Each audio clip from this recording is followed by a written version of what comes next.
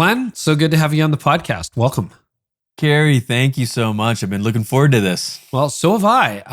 You are really interested in resilience, and it's a theme that keeps coming. I was talking to our mutual friend, David Kinnaman, the other day, and I don't know that you know this updated statistic or not. It's not finished. Probably by the time it comes out, there'll be an article about it. It'll be in the news. But you know that stat that 29% of pastors thought about packing it in a year ago, beginning of 2021. Then it was like, what was it? 38%? 38 in October. Yep. So apparently the 2022 stat is it's north of 40%. Yeah. It's not getting better.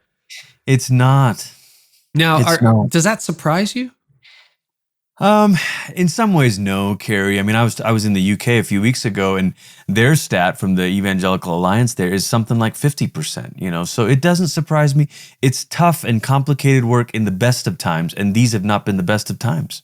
No, okay, but let me play devil's advocate. That's probably not the term I'm looking for, Glenn. But I don't see half of all business leaders thinking about quit. I mean, we are in the midst of the Great Resignation. I read an interesting piece in the Harvard Business Review, HBR, about maybe it's not the Great Resignation, maybe it's the Great Reshuffle, where people are just thinking, rethinking everything. But you don't see half of all the stores closing up because business leaders are going, I don't want to do this anymore. What is it about? Like, is it weird in ministry or what's going on? I think it's been weird for a while in terms of expectations, but what I think is happening, Carey, is that these expectations on pastors, they're not replacing one another. For example, decades ago, maybe it was, my pastor needs to be a great theologian or speaker, and then, my pastor needs to be a great therapist or insightful counselor. It's not as if those expectations have replaced one another. I think they've just stacked. And so we just keep adding to it, so it's theologian, communicator, counselor, entrepreneur, social activist, political commentator, and it's like that Jenga block, it's just about to tip over because we keep stacking expectations on it. Okay, let's talk about that a little bit because that really resonates for a moment. I love the idea of stacked expectations, and I've had dozens, if not hundreds, of conversations with leaders, church leaders over the last 2 years who are like, I never thought I was going to end up being a political referee, have to comment on every global event, social movement. Like that does I left day-to-day leadership in the church in 2015. I was maybe once or twice. They were like, you need to say something, but there wasn't that daily pressure. Is that new? Is that self-imposed, self-inflicted? Has the culture changed? What's going on? It is. I think it is new. I think it's a little bit self-imposed, but I think it's really fueled by social media. So we kind of have the hashtag movements that put pressure, and then influential people on social media who are not pastors will say things like, if your pastor doesn't address XYZ this Sunday from the pulpit, time for a new church. And I can't tell you the number of times I've seen that with every different issue over the last several years. Now, last couple of years. And I don't, just to be fair, I think some of these things need to be addressed. And, we think of Karl Barth, was it, who said, the Bible in one hand, the newspaper in the other. So yes, we are trying to read and make sense of the world around us as we think biblically and theologically. But when the agenda is being set by a sort of social media mob, sometimes it feels like that's an enormous amount of pressure. Now it's not just, hey, you need to speak into this. Now it's speak into it in this way, at this time, in this instant, or else, What you were saying kind of resonates. Do you have a filter for what are the issues that need to be addressed and what can be left alone? And as you were talking, the idea, I hadn't thought about this, but if C.S. Lewis was alive today, like he did a lot of his writing in the Second World War, right? Yes. But his writing is not about Germany versus Britain versus, the United States versus Japan. It's not hashtag trending 1943. And yet, you can see in the Screw Tape Letters and other works that, clearly there's some war going on in the background, a world war. What is the filter that you think is helpful and healthy?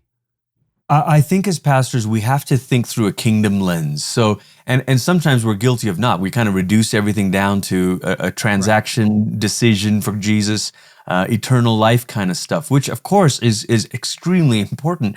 But if you think about not just the gospel as in this good news of forgiveness, but the gospels, look at the life of Christ.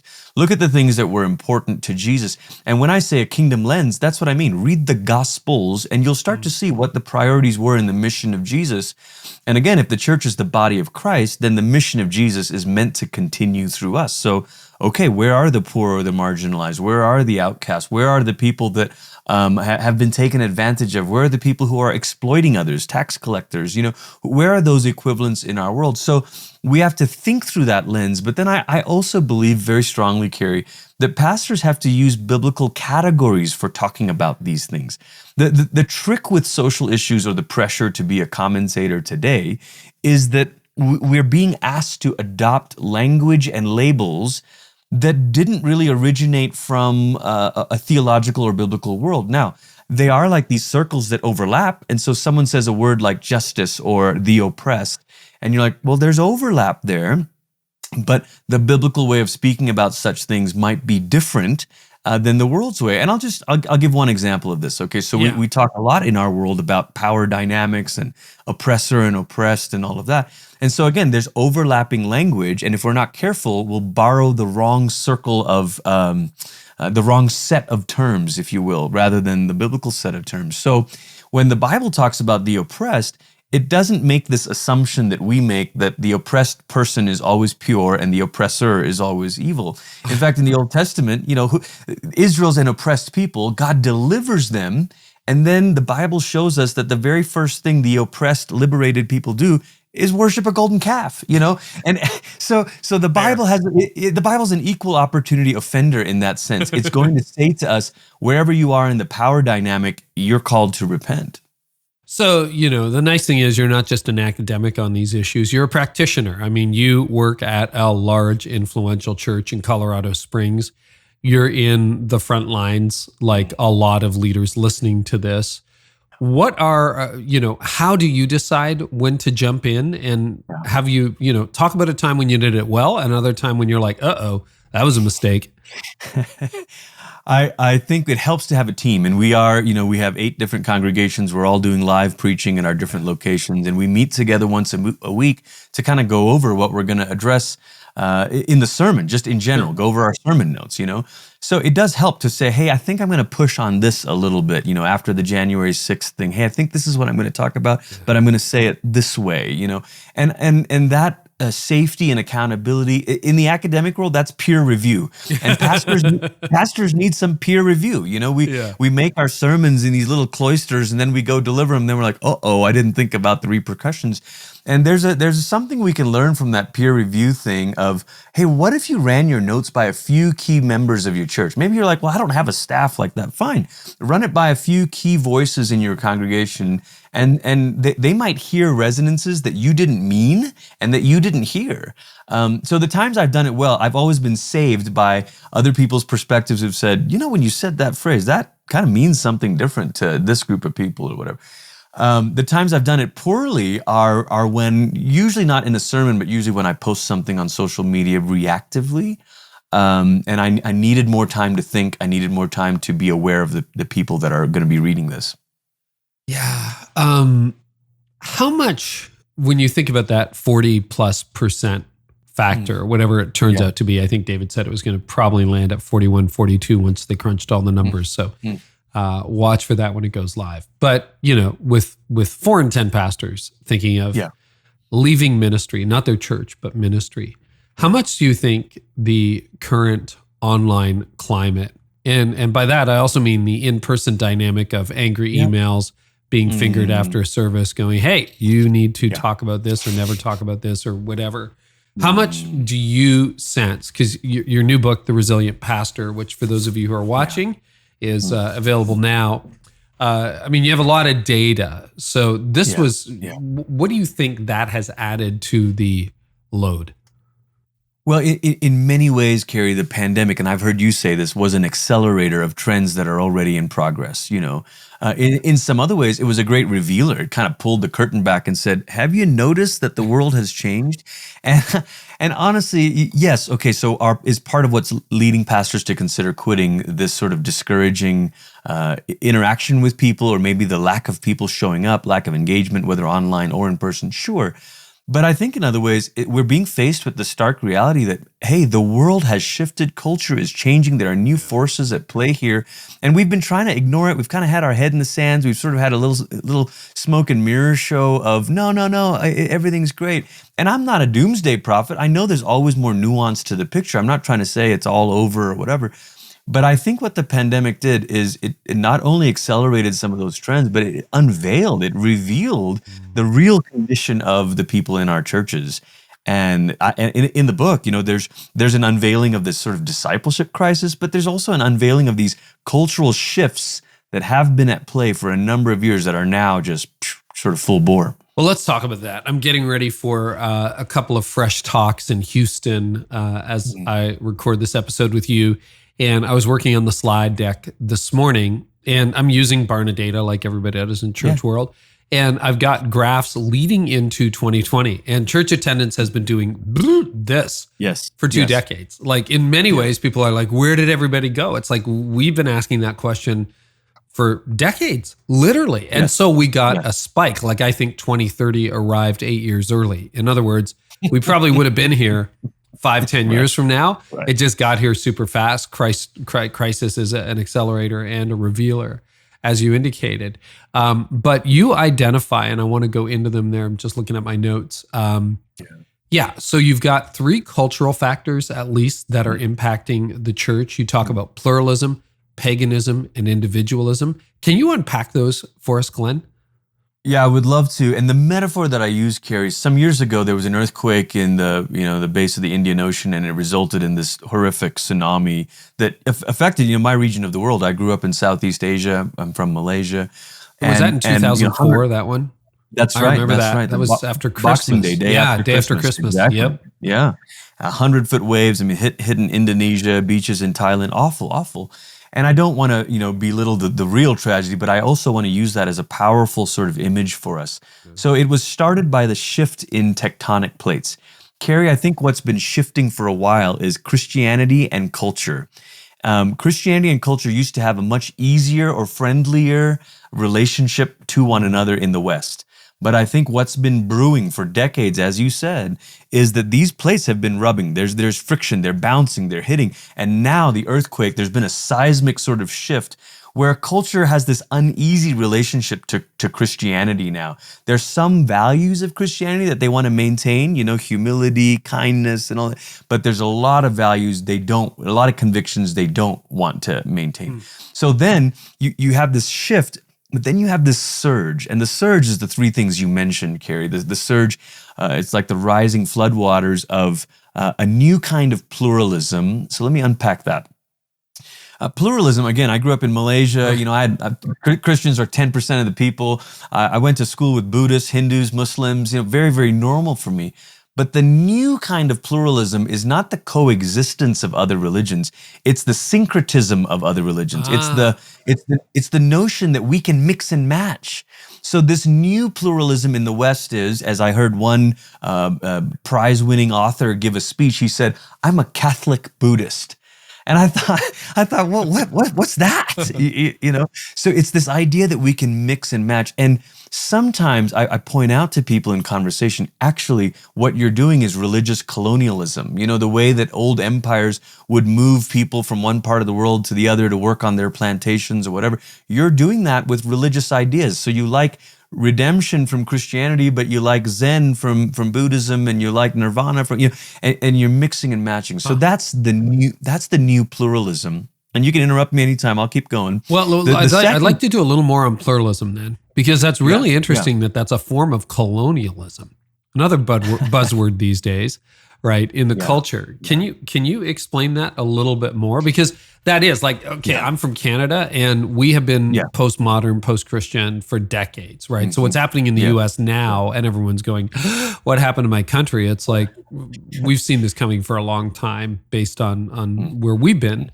And Europe was decades, if not a century ahead of us. But that whole syncretistic, that idea of, well, I'm a little bit Buddhist, but I do meditation. And I think Jesus is a good guy and he's got some good teaching. And I've also, interested in my own thoughts. Like, how is that colonialism? Well, I say colonialism because the empires of Europe or whatever, centuries ago, put themselves at the center of power. And so they could move spices around. The reason we enjoy drinking tea or the reason tikka masala is so popular in the UK. I mean, all of those, that's the result of an age of empires, if you will. And today, the individual is the empire. The individual is making their own religion in the same way that one empire used to remake the world. Wow. And so the individual can say, yeah, I'll take a bit of this. But what they don't realize, so it always sounds like humility, doesn't it, Carey? They're like, oh, I don't want to be exclusive. I think, a little of the, but actually, if you were to say to a Muslim or to say to a person who practices Judaism, that I'm going to take a bit of this and a bit of that, they would be very offended that you're doing violence to an ancient faith. And that's why I think it's a kind of religious imperialism or a religious colonialism, because you've made yourself the powerful person who can mix and match from other faiths. Wow. So me-ism as colonialism. I've never had that thought. That's very, very, I call it me-ism, right? Because I think that's basically where we're at as a culture. Okay. Anything else on pluralism? This is good. No, we can linger a little bit. Yeah. Okay. Talk about paganism. Yeah.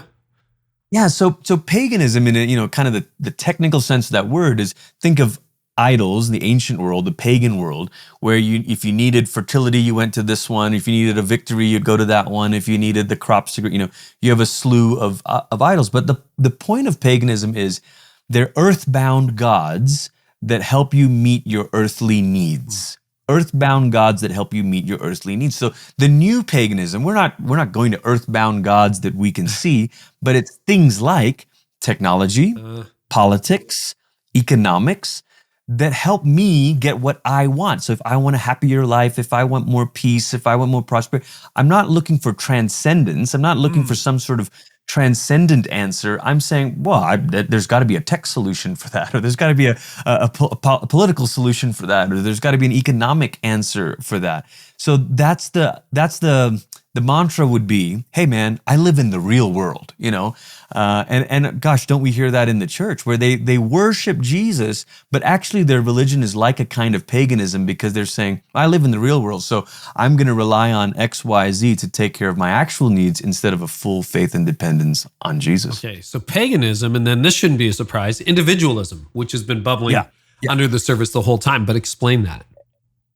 And you named it, the me-ism stuff. I mean, basically, it's my life. And maybe one way to think of it is I get to construct my own sense of self, and then my constructed self is the highest good. So whatever I decide I am, that becomes the highest good and the aim of all of my pursuits. And then not only that, but you actually need to affirm my constructed self. And of course, we see this in some key conversations about gender and that sort of stuff, but it shows up in all kinds of conversations. How a lot of parents raise their kids, to be really honest and transparent about it. It's like, that's the message, right?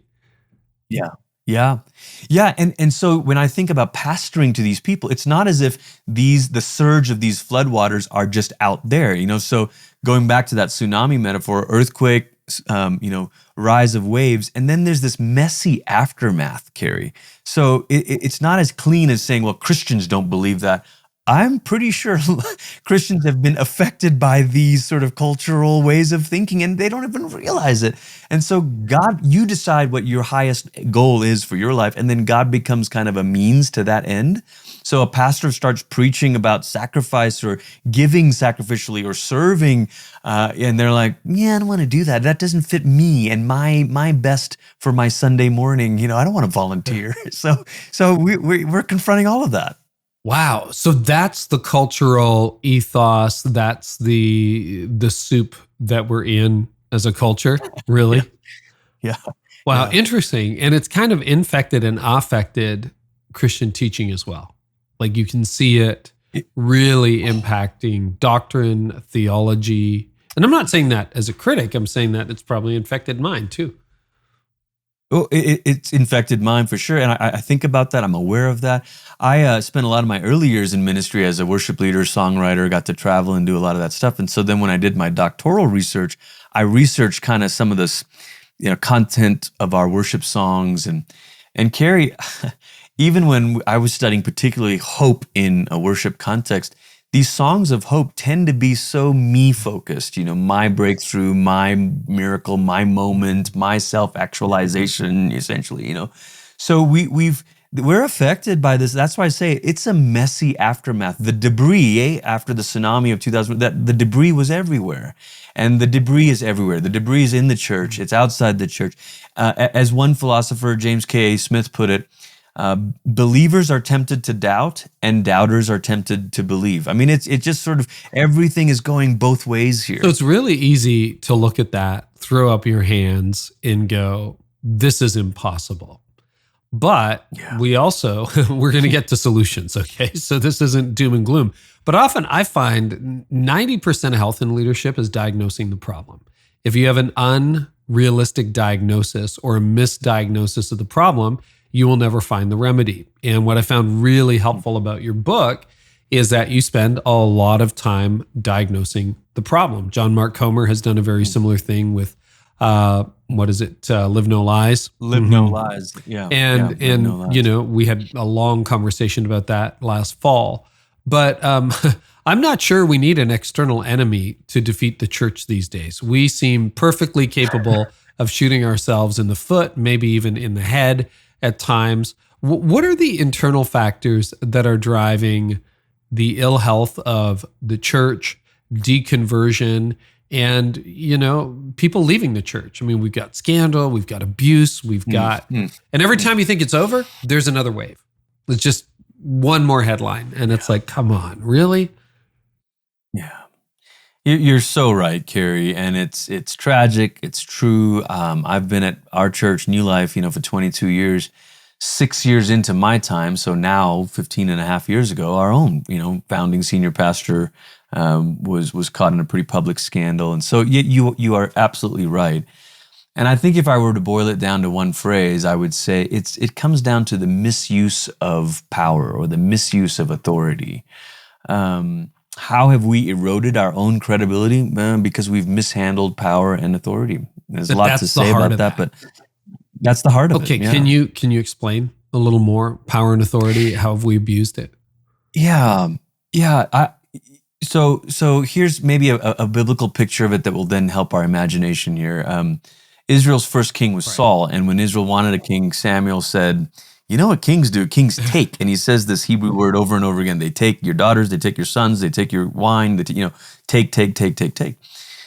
And that's the first temptation of the leader, is that we will misuse our power to take for our own gain, for our own ends, for our own dreams, for our own ambitions, for our own egos. The first temptation of every leader is to misuse our power to take, and instead of to give. And then the second thing Saul does is he makes this sort of rash and hasty vow, anyone who eats will die. And then he doesn't know his son Jonathan has had some honey, and the other soldiers are like, oh my gosh, you're going to kill your son. I have been guilty of this, and I have experienced leaders who speak too hastily. Carey, one of the things I appreciate about you is you're helping us slow down, you're helping us think, you're asking important questions. And too often what happens to a leader, the more sort of powerful they feel, the more hasty they speak. And they make sort of brash statements about, it could be anything. It could be cultural commentary. It could be biblical stuff. It could be false promises from the Bible, So this hasty kind of stuff. And then the third thing you see with Saul, of course, the famous story where he's offering the sacrifice he's not supposed to. That's what I think of that. I think of that as moving outside of your lane.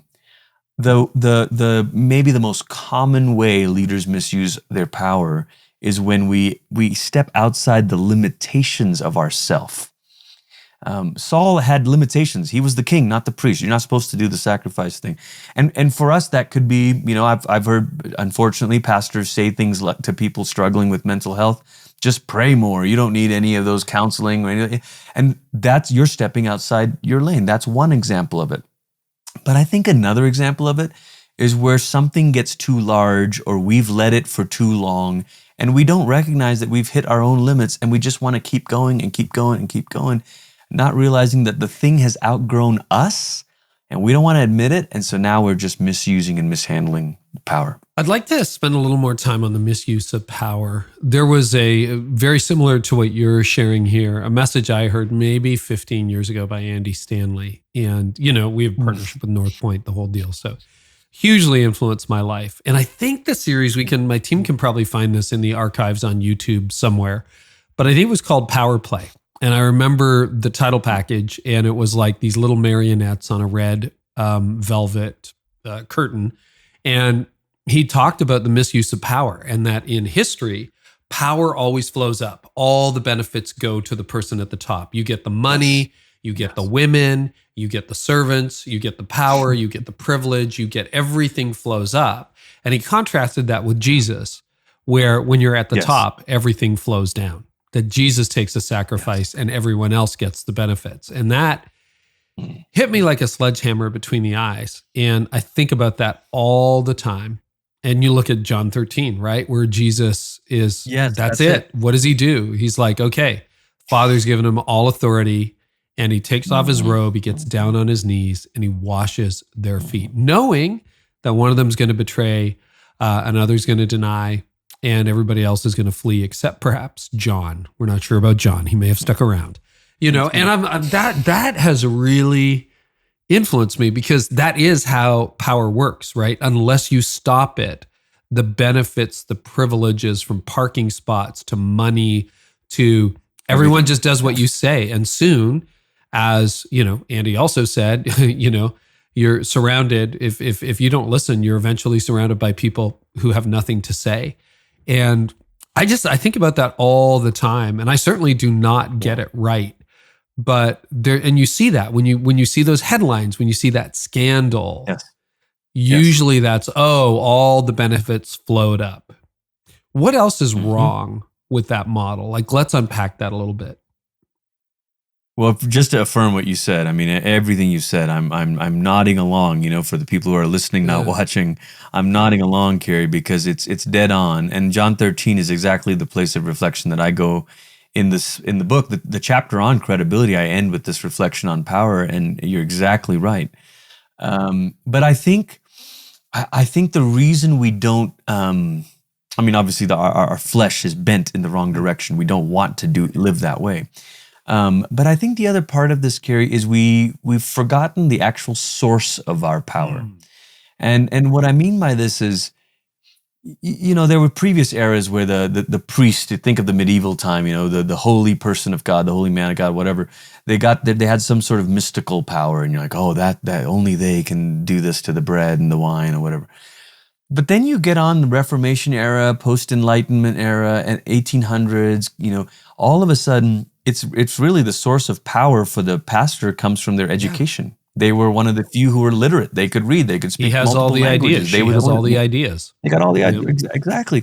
So, and that is still with us, where the sort of the expert, the educated one. And so we sometimes think, oh, that's the source of my power because I went and got this degree, or I went to seminary. But there was actually a shift historically from education. Think of the Jonathan Edwards era in America, to the, fast forward to the 1900s, where it wasn't about education, it was about institutions, the institutions that we built. And so then all of a sudden, if you were connected to the Presbyterian Church and that institution had its heyday, mid-1900s, something like that, and then you kind of have the mega church boom in the 1980s and 90s. So a pastor starts to believe, oh, I have this power because of the size of my institution. Power and authority, right? Yep. Power and authority, right. And then now I think the next iteration of that is about a platform, social media. So someone's like, well, I got 100,000 Instagram followers. That's my power, And I think all of those things are a lie. That's not the real source of of true power. The real source of power is from Jesus himself. And that's not just a Sunday school answer. The Gospels tell us that when Jesus called his disciples, he called them to himself, and then he sent them out to go heal the sick and preach and all this stuff. And similarly, when the quote unquote unschooled disciples were doing miracles in the book of Acts, people said, these are people who had been with Jesus. So the source of our authority determines the shape of our authority. If we think the source is our education or our institution or our social media influence, then our shape will be like those things. It will carry it in that sort of stuffy way that higher ed carries its power, or will carry it in the braggadocious way that CEOs carry their power, or will carry it in the way that influencers carry their power. But if the source of our authority is Jesus, and we recognize that, then it starts to determine the shape of our authority. Really interesting line of thinking, because you're right. It's not like Jesus did send them out with power and with authority, but it was a very different kind of power. It was a very different kind of authority, and it didn't stem from the follower count or amount of downloads or size of church or number of locations or prestige or bank account or any of that. Boy, just pause, marinate on that for about 12 weeks, and then come back and listen to the rest of the interview, everybody. Okay, that's worth spending some time on. I want to talk about the third misuse of power, which you highlighted, which is going outside of your lane. And that sort of comes back to where we started in this interview with stacked expectations, right? Yes. Like, I don't know about you, the older I get, and I'm closer to 60 than my 50th birthday now, I'm just like, my lane is so narrow of expertise. Every year, it's like, I'm actually not good at that either. And that's one of the reasons I don't speak out on every issue. It's like, I don't think I can contribute to the dialogue in a meaningful, helpful, constructive way. Maybe I can bring someone on the podcast to talk about it who's an expert. How do you resist stacked expectations? And how do you resist the temptation to be a counselor, to be a marriage therapist, to be a savior, so to speak, in so many, or an authority on so many subjects? How do you resist that? It takes quite a bit of self-awareness, the good kind of self-awareness, and so much of this we could link this, Carey, to saying, you know what, if leaders would slow down and be with Jesus and learn contemplative prayer, where we're listening and being quiet. So much of our modes of prayer are, active and talk and outward. But there's another mode of prayer that is quiet and listening. And I think if we embrace some of that, what we'll learn to actually come to the surface is, there's some things I need to confess. And there's some things, you talked about naming the complexity of the challenges. Yes. And also naming the sin within us and naming the temptations to think that, we can do everything. Maybe even the scripts in our head from our families of origin that we have to be better. We have to hold it all together.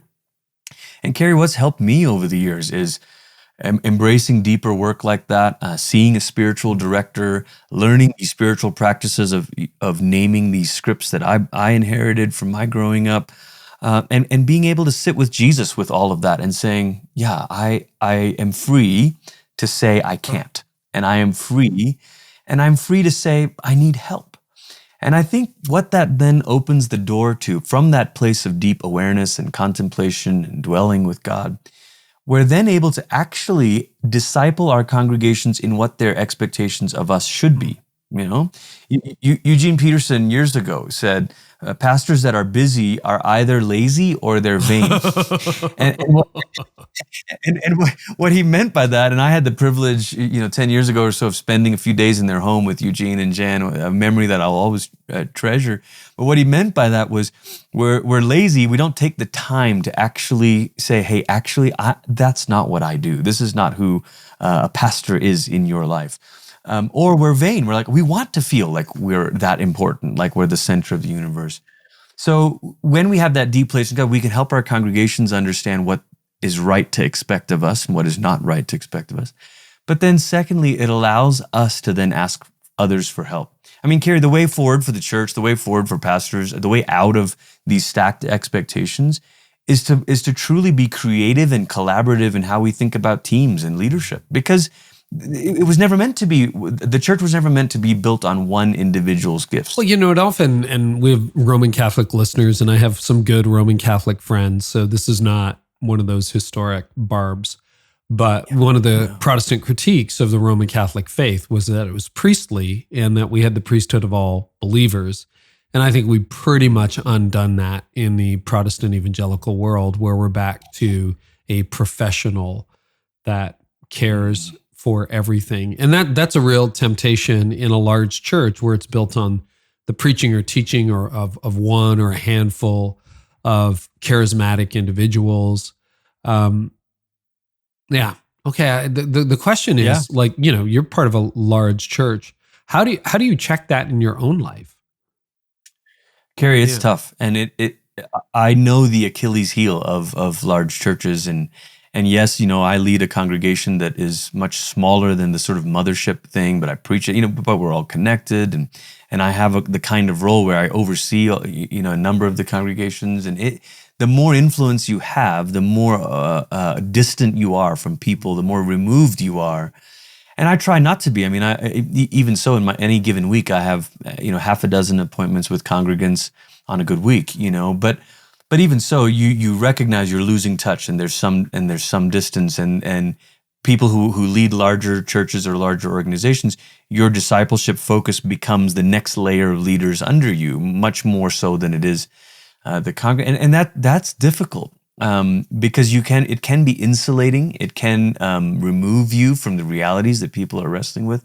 So it does take a good and honest community. It takes the right relationships. I mean, that's one of the other big pieces of resilience, is the importance of true, honest, and different kinds of relationships in our lives. I want to talk about motives. How do you? I think very few people get into ministry or impact organizations from a Machiavellian kind of sinister. Yeah. I mean, there's a handful, I'm sure, people who were evil from the start, but I think most of us start out very, very ideal. But there's a hint of selfishness in all of us. And I find even at this stage in life, I'm questioning my motives on a hopefully daily basis, and if not very regular basis. How do you know? Like, do you ever get just pure motives, or how do you keep them sorted from the selfish to the altruistic to everything in between? I don't think you ever get 100% purity, and that's why honest contemplative prayer, is a piece of this. But I alluded to just a moment ago, the right kind of relationships. I think you need trusted and honest and longtime friends who will recognize when things are a little bit off and have the freedom to say that to you and to say, hey, something's not right. And a lot of pastors will say, oh, I got my spouse. Well, that's good. But it's not enough. It's not enough. You need some other friends. And I would even say what we're learning about the complexity of the human psyche and our mental and emotional health and the way all of those things interact with spiritual health. I actually think we need therapists and counselors and spiritual directors too. My wife was trained as a counselor. That's her background. So every day I feel like I'm learning something new. But I have spent many years seeing a spiritual director. I'm not currently at the moment seeing a therapist or a spiritual director, but I'm looking to re-engage that. And I think it's something that we have to submit ourselves to. That's the other piece of power, is the longer you stay or the larger the thing gets. So again, length and size, duration and size, you might say. The longer you stay or the larger the thing gets, the harder it is for you to have anyone that can actually tell you no. And you're not actually submitting to anyone. Well, I've got my board and I've got my account. Okay. But there's a different kind of submission that happens when you go to a counselor, for example, because you're putting yourself in this vulnerable place, and they're going to ask you soul questions or motive questions like you just raised, Carey. And great elders, they often elders meetings. I mean, I've been an elder at our church for a lot of years. They're great elders, but there's so much high-level strategy stuff we're talking about that a percentage of the conversation is, hey, how are you? But also, speaking of people not being trained for that task, they're not trained to do that kind of work, to probe into the motives or idiosyncrasies or dysfunctions of a leader. We have to prioritize that enough to do our own work with trained professionals. One of the questions that's emerged more and more from leaders that I respect and follow is, with scandal after scandal, clergy abuse, sexual abuse in the church, the whole list of stuff that just, breaks hearts to the point where it's almost numbing at the frequency that this is being revealed. And I'm glad it's being revealed. I'm glad we're having those conversations. But you wonder if the system is broken. You wonder if there is something rotten at the core of the apple. Do you think there is something rotten at the core of the apple, or is it human frailty, or is there something institutional and systemic about our approach to things that needs to be fixed? I know that's a big question. I think we have to ask those. Yeah, no, I think we have to ask that question. And when the scandal happened at New Life in late 2006, I was asking myself that question. My friends, my colleagues were asking ourselves that question. And people always say, well, don't throw the baby out with the bathwater. Okay. Right. But on the other hand, there's another question to ask, which is, what kind of community made that kind of character possible? Right. I mean, that's the question from the ethicist Stanley Hauerwas. What kind of community made that kind of character possible? Or the way you're saying it, what sort of system made these sorts of decisions possible? So yes, those are the kinds of, we have to evaluate things on every level, not necessarily in radical revolutionary, throw it all out kinds of ways, maybe. But I'll tell you, biographically, I'll tell you some of the things that happened for us. So that was 2006, 2007, our new senior pastor, Brady Boyd, came in. Then we had a shooting that happened in our church, a gunman, randoms, sort of opened fire in the parking lot. Very, very tragic day. 2 people lost their lives. So we're reeling from all of this stuff, And in 2009, so this is now a few years removed from this, I started moving away from being a worship leader, worship pastor kind of role to being a preaching pastor. I had a Sunday night service that I was starting and leading. And I began to realize, Carey, that I'm not changing anything except for the person who's on the platform. It's just sort of, here's the thing, same old, just insert new name, insert new character, It's like, and I thought, at the same time, I was re-engaging, kind of reading about church history and Christian worship. And I realized there's one particular worship practice that Christians did at the beginning, and they did in many circles for a couple thousand years, they've been doing this, that we in the independent world have sort of forgotten, and that's this practice of coming to the Lord's table. And what I realized, if you think about the song section, the sermon, and then the table, what I realized is, in the singing, and I've been the worship leader, we can mess things up. We can take all the limelight. We can make people pay too much attention to us. The preacher, the sermon, that can go wrong. But this moment when you come to the table, that's almost a moment where you kind of like John the Baptist, you stand to the side and you say, behold the Lamb of God who takes away the sin of the world. And we, the business writer, Charles Duhigg, talks about the power of habit, right? And he talks about a keystone habit. You got to change one thing that then changes other things. For us, weekly communion became a keystone habit that triggered other changes. So we started doing weekly communion. What that did was it started to reorient our services. And we started to say, you know what? This isn't about the preacher ratcheting up a hype or ending with this surprise ending or whatever.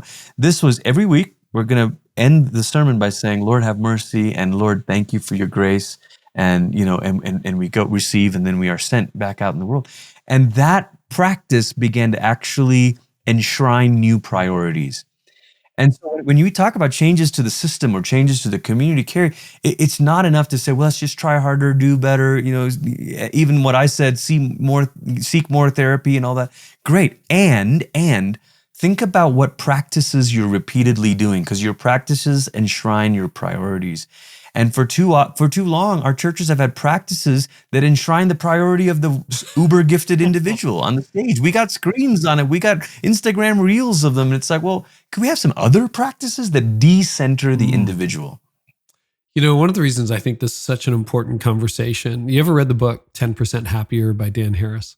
No, I haven't. Oh, it's interesting. As a new lifer, you should, because he's got a whole section. Dan was an ABC News reporter, or is, I guess.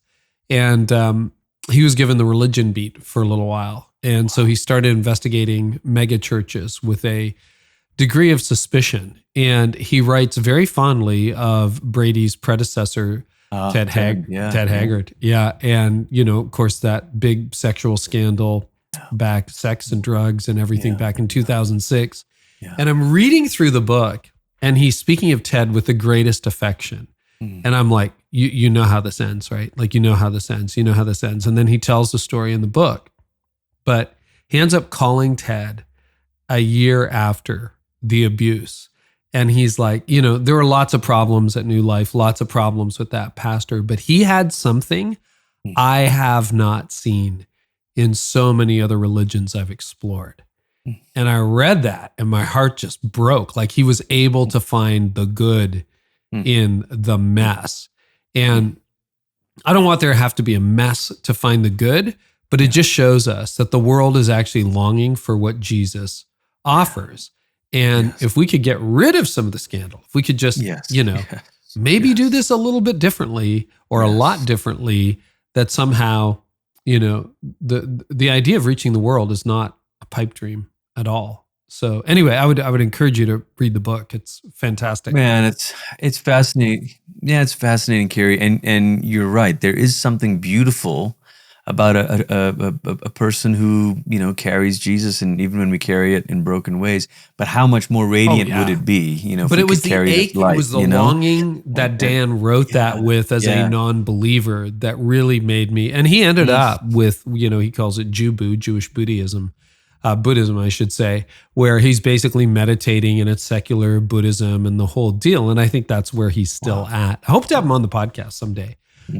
But seems like a fantastic guy, but that just really, really broke my heart to read that he was longing for what Christians had, but couldn't quite find it in us. So I want to talk a little bit about relationships. You identify relationships as being a challenge for pastors. We've revisited that theme numerous times. I think it's a leadership issue. Leaders are lonely. And you said something earlier on that I want to go back to. You said the larger it gets and the more influential it gets, the harder it is to find someone who will tell you the truth. But the harder it is, I find, to find somebody who understands the problems you're wrestling with. Like when a church of 20,000, you have a problem, who do you call? Right? There's not a whole lot of churches of 20,000. And, even with this podcast, if I'm trying to figure out what do I do next, well, we're at a point where we're in the top 1% of global podcasts. So I do have friends in that space, but it's a small group. And I wonder if there is something in leadership that makes it complicated, and success makes it harder, which is one of the reasons why I think you see so many successful leaders struggle and perhaps fail. Comment on that? You're exactly right. You're exactly right. Success does make all of those things harder for all of those reasons. You find fewer people that you can relate with, but you also start to believe your own press, and you sort of think, well, maybe I don't need it. But I think, Carey, I've reflected a little bit on the relational dynamics for leaders, and for pastors in particular. Our work is relational work. And so everything we do has a bit of this illusion of intimacy. And I want to be careful. I don't mean that we don't actually know the people that we are meeting with, or that we don't actually love them. We truly do, and we're truly loved by them. But I say illusion of intimacy because pastors get dropped in to some of the most intimate moments in a person's life. I mean, I remember I've been several times sitting in a person's living room where the two husband and wife are, they're in tears, and they're saying, we don't know what to do next, or we don't know how we get past this fight we're having. One night, a person called it, we didn't know who else to call. And so we called you. So this isn't a post on Facebook. This isn't a neighbor. You get dropped in these most intimate moments, funerals, hospital rooms, living rooms. But then you're gone. You're not actually living through the rest of the story, play by play with them in the same way. So it's a strange thing, because you have to come and do this deep, intimate work and then sort of leave. And it reminds me of a study that a sociologist did some decades ago of flight attendants having to always display this feeling of happiness and never annoyed and never, and she said, Arlie Hochschild is the sociologist who studied that. She said, there's surface acting where you display the right emotion, and then there's deep acting where you actually try to feel that emotion. Pastors spend our days trying to do deep acting, trying to feel what the person that we're with is feeling. But then I think what happens is that muscle gets fatigued.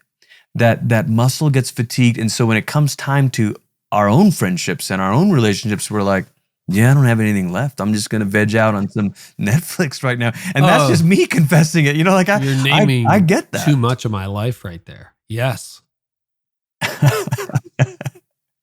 And it happened for me, this sort of aha moment 6 or 7 years ago, where I was working on a rule of life kind of exercise, and I was writing down who are the people I'm intentionally choosing.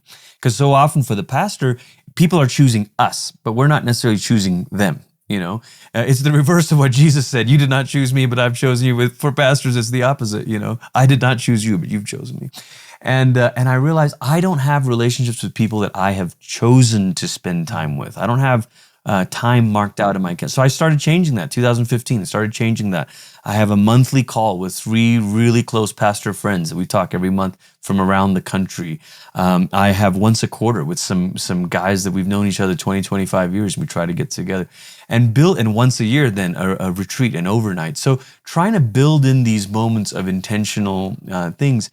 And then, Carey, when I think about the kinds of relationships, I think you need people who can offer you wisdom, like a sage. I think you need people who can tell you no, who carry some authority in your life. And then I think you alluded to this. I think you need people who walk in your shoes, so somewhat on the peer level. And I recognize, as you said, it gets harder the more successful, the larger the thing gets.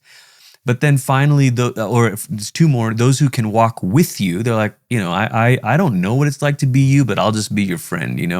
It doesn't mean it's probably not another pastor. It's probably someone else. And then finally, those who can offer healing to you. And I've already said stuff about that. Counselors, spiritual directors, whatever. But so I guess what I'm saying is we're too fatigued to take the time to cultivate our own relationships. And then when we do, we're not thinking carefully enough about the different kinds of relationships we need for wisdom, for authority, for on and on. How do you carve out time for that? Because the counter argument I think some leaders are formulating in their head right now, Glenn, is they're saying, that sounds fantastic, but you're right. I give it all at the church. I give it all at the company.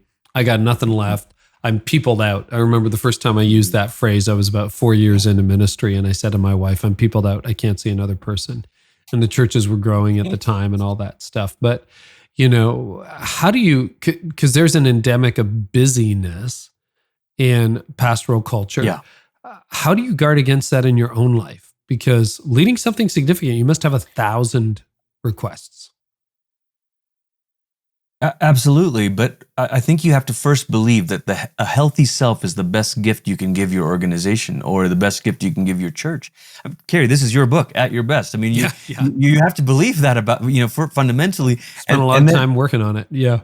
Yeah, exactly. And then I think the next thing you have to do is regularly take time out to evaluate if you are actually making those choices. Again, your practices enshrine your priorities. So you need to take time to evaluate your practices. And my wife and I, over a decade ago, began doing a retreat. First, it was once a year. Then it began to be twice a year. And we would, we'd reflect on the past. We use a tool for that. We listen for a word for the future. But then we spent a lot of time taking an inventory of our calendar. Like, where is our time actually going? And is it going to the places that it should go? And so we look at 5 different spheres of our life: our work, our rest, our prayer, our renewal, our relationships, and to say, all right, are we doing the right things in each of those spheres that actually will lead us toward this thing that God is inviting us into, the life that God is calling us into? So I'm teasing what will be a book that comes out at the end of this year called The Intentional Year that my wife and I wrote. But it takes intentionality, and it takes built-in rest stops, built-in checkpoints where you say, time out, let me look at this. Is that your own framework? I'm very interested in seeing that. That'll be in the intentional year? Yeah, it's a synthesis of some other. It's a sort of a creative fusion of some things. So the reflecting on the past tool is an ancient Ignatian prayer of examine, but applied to a whole year. The rule of life we've sort of made our own with 5 spheres of life, and we call them rhythms of intentionality. Because again, you don't want to have goals in 5 areas of your life. That's not the idea. It's not goals. It's rhythms and routines, repeated practices that actually lead you that way. And then, she's really the pro at this. She'll make sure that it turns into an event in the calendar, even if it's read your Bible or friends over or whatever, and because our lives are busy, as you said, and if it doesn't exist if a practice doesn't exist as an event, then it doesn't actually happen. It's just another goal. Okay, I'm going to look forward to that. And okay, let's talk about vocation. So again, we're coming back to that theme. A lot of people are rethinking that. Our mutual friend David Kinnaman says the church doesn't nearly think about vocation a lot. What are you discovering about vocation and resilience? Pastors are shaken about their sense of vocation, Carey, and we had some tracking data. So for the resilient pastor, we did some new, surveys that went out late 2020, early 2021, but some of the questions were tracking from 2015. We were able to kind of compare notes. And we asked pastors, are you more confident than when you first started? Less confident, more confident in your calling, in your vocation than when you started? Less confident, or just as confident? And basically, more pastors are less confident. It's 13% versus 3%. And fewer pastors are more confident. It's 35% now versus 65%. So 7 years ago, 65% of pastors were like, I'm more confident in my calling today than when I first began. And late 2020, that's like only 35% are saying that. So yeah, there's a vocational shakiness. What do you have a theory as to why that is? I mean, I just invented one in my head, but are there real theories? I'd love to hear yours. I think it's all the stuff we've discussed, the stacking expectations, the changing cultural trends. I think many pastors are saying, I'm not equipped for that. I think it's easier to be confident in your calling when it's going reasonably well. Yeah. I wonder about that, right? I think you're right. If you're like, well, maybe we're not growing by leaps and bounds, but we're not, the water is not draining out of the bathtub every week. Right. And so I feel fairly good about it, which is really interesting when you look at it theologically. That's not an understanding. Calling and success are not necessarily tied to each other, quote, success. It's exactly right. When I think about vocational faithfulness, I think of the difference between Jeremiah and Jonah. Jeremiah was vocationally faithful, but unsuccessful. Nobody really repents. No. Jonah is vocationally unfaithful. He doesn't want to do it. Even when God, even when everyone repents, he's extremely successful. Everyone repents and he's like mad at God. So yeah, vocational faithfulness is not tied to outcome successfulness or whatever, Yeah. So where's the hope in all this? My hope is always the fact that Jesus Christ is risen from the dead. And I know that sounds like a pat answer, but honestly, Carey, the darkest day in history was the day that Jesus died. So the fact that didn't all end then means that, okay, God's still on the move. God's at work. So my hope is that Jesus is risen from the dead. And honestly, that's Paul's hope. 1 Corinthians 15, he says, if Jesus is not alive, our preaching is in vain. We would be doing all of this encouragement would be for nothing. Our faith would be in vain. We could muster up faith. It'd be for nothing. But then he spends the whole rest of that chapter talking about why Jesus is risen. And then he says, so therefore be steadfast, immovable, always excelling in your work for the Lord, because your labor in the Lord will not be in vain. So my hope is, if I trust that the resurrection happened and that this labor's in the Lord, then I've got to take a really, really uber long view. I can't take the view of 5 years, 10 years. I can't even take the view of my career. I mean, in the macro sense, Carey, we're all interim pastors. That's one of Brady's favorite sayings at Do Life. We're all interim pastors because you take the macro view, somebody else is going to take over at some point. But on the other side of our resurrection, one day when there's new creation, what will we look back and see that the Lord did with all of this? So I've got a lot of hope in a spiritual sense because of that.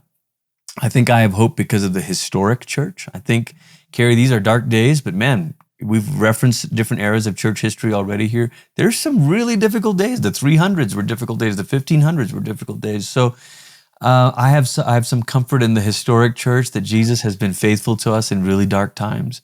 I have some comfort in the global church, being from Malaysia, you're from Canada, I'm living here in Colorado.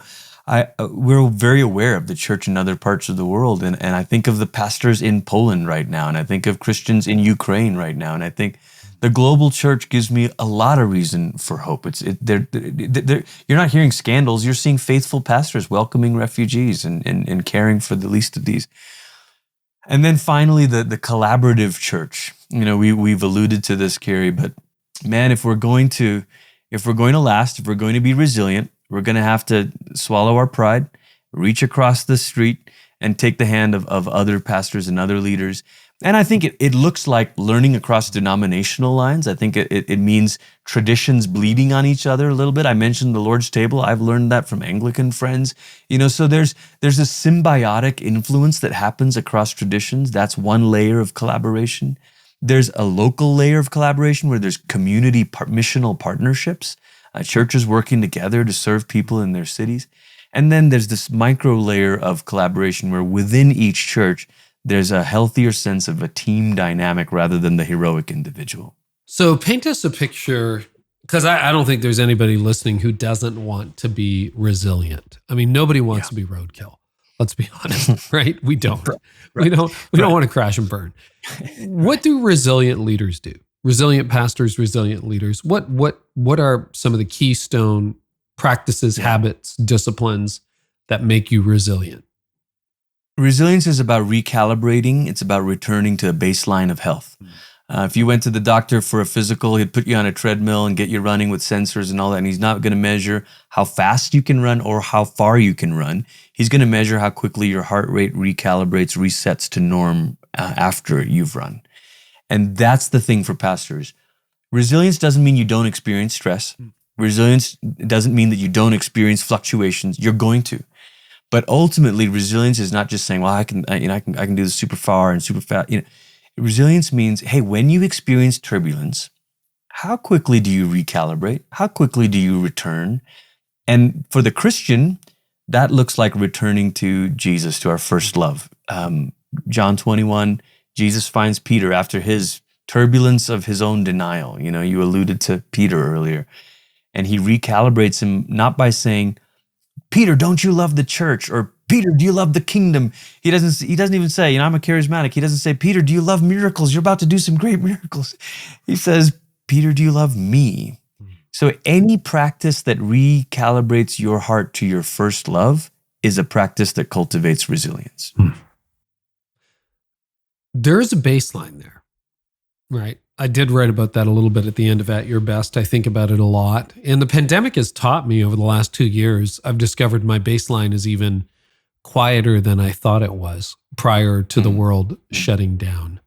How quickly should you recalibrate in a system in a long window of time? Like, should be able to recalibrate to your baseline in a day, in a month, in a week? I try to find it every week now. It's like, I need to find that place of stasis. Yes, I think you're right. And I think that's the idea of Sabbath, is that Sabbath is that day to rest and return and recap, right? So that you're right. But I think if you're experienced, let's say trauma, if you've really experienced something truly traumatic, okay, there's a longer journey there of healing and recovery. And so some pastors, you have experienced it. Some leaders, that is what you've endured, the verbal assault or maybe a sort of abuse from the church or from an elder board hurts.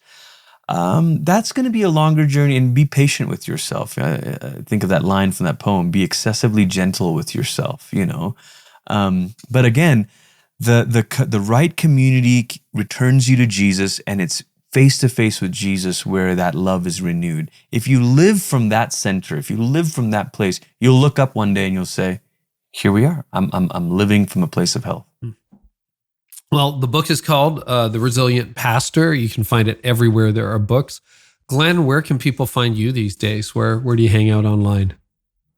GlennPackiam.com. That's Glenn with 2 N's. Packiam is Packiam. GlennPackiam.com. And I'm on social media as @GPackiam on Twitter and Instagram and all of that. It's been a great conversation. The time flew. Thank you so much, Glenn. Thank you, Carey. Yeah. Thank you, Carey. Wonderful to talk to you.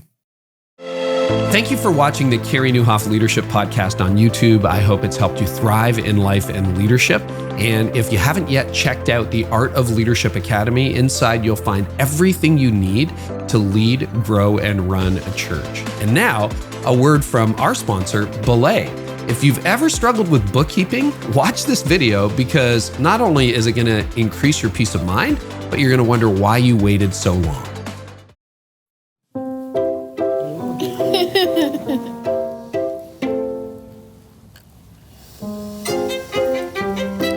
Dan, it's tax season. I still need all of your vendors' W-9 forms from last year. Here. That's nice, sweetheart. But I'm not thirsty. Whoa. A BELAY bookkeeper? Really? Is that where we are now? I took care of the forms for Dan this morning. They are already in your inbox. Oh. So Okay. let's Good. let them enjoy their day. Never miss a moment. Leave the tea. Modern Put it staffing down. from BELAY. Great, please. You know there's not even any real tea in there? Oh, well, she's a young girl. Let her have fun. Have fun today, sweetie. Get out. Go. You are being ridiculous.